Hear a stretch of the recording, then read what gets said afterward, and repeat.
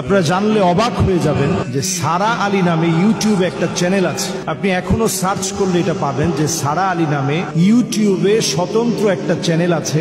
একজন মেয়ে এই চ্যানেলটাকে ক্রিয়েট করে এবং সেখানে আপনি একটা তেলাওয়াত পাবেন যেখানে লেখা আছে কোরআন ফর স্লিপ। ঘুমানোর সময় কোরআনুল কারীমের তেলাওয়াত শুনে ঘুমানো। কোরআন ফর স্লিপ এটাতে যখন আপনি ক্লিক করবেন আপনি দেখবেন খুব সুন্দর সাবলীল ভাবে তেলাওয়াত চলছে এবং তেলাওয়াত করেছেন মাশআরি রাশেদ আফাসি। সারা ওয়ার্ল্ডের যতজন কারি খুব প্রসিদ্ধ তার মধ্যে তিনি একজন। অত্যন্ত সুরলীল কণ্ঠে তিনি তেলাওয়াত করেন। এই তেলাওয়াত শুনতে শুনতে শুনতে শুনতে আপনি যখন একটা পর্যায়ে আসবেন আপনি দেখবেন নিচ দিয়ে শুরুতেই কিন্তু নাই, একটু সময় ধরে যখন আপনি শুনতেছেন তন্ময় হয়ে কিছুক্ষণ পরে আপনি লক্ষ্য করবেন ব্যাকগ্রাউন্ডে এক ধরনের ছোট্ট ছোট্ট মিউজিক আসছে এবং কোরআন তেলাওয়াতের নিচ দিয়ে একটা আওয়াজ বের হচ্ছে। তো এটা নিয়ে কথা বলার কারণ হচ্ছে এই সারা আলী ইউটিউব চ্যানেলে কোরআন ফর স্লিপ শুনতে শুনতে যারা ঘুমিয়ে পড়ছে, অনেকেই দেখা গেল যে কোরআন শুনতে শুনতে ঘুমিয়ে যাওয়ার পরে কিছুদিন যেতে না যেতেই নিজের ভিতরে হঠাৎ অসুস্থ হয়ে যাওয়া, ভয়ানক স্বপ্ন দেখা, নানা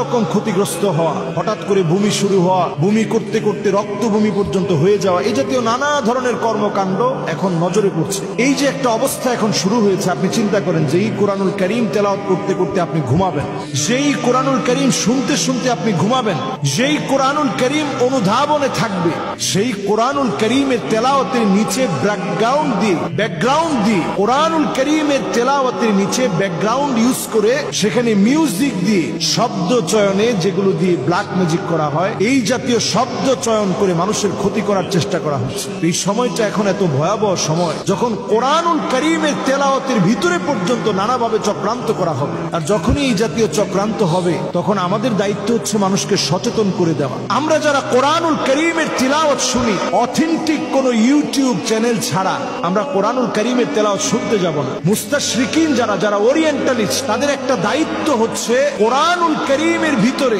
সূক্ষ্ম সূক্ষ্ম ভুলগুলো ঢুকিয়ে দেয়া। এই চক্রান্ত আপনি অনেক সময় হাফেজে কোরআন না হওয়ার কারণে, কোরআন অনেক বেশি না বোঝার কারণে আপনি ধরতে পারবেন না। কৌশল করে আপনার ভিতরে কোরআনুল কারীমের বিভিন্ন ছোট ছোট এমন বিষয় ঢুকিয়ে দিবে আপনি যেটা চিন্তাও করতে পারবেন না, যে কোরআনুল কারীম আল্লাহ রাব্বুল আলামিন নাযিল করেছেন। وَنُنَزِّلُ مِنَ الْقُرْآنِ مَا هُوَ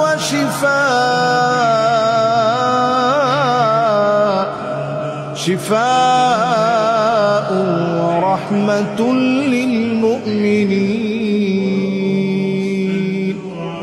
আপনার জন্য প্রশান্তিদায়ক রহমত হিসাবে, শেফা হিসাবে যে কোরআন আল্লাহ নাযিল করেছেন, সেই কোরআনের ভিতরে সূক্ষ্ম থেকে সূক্ষ্মভাবে এই কৌশলগুলো ইদানিং ফলো করা হবে।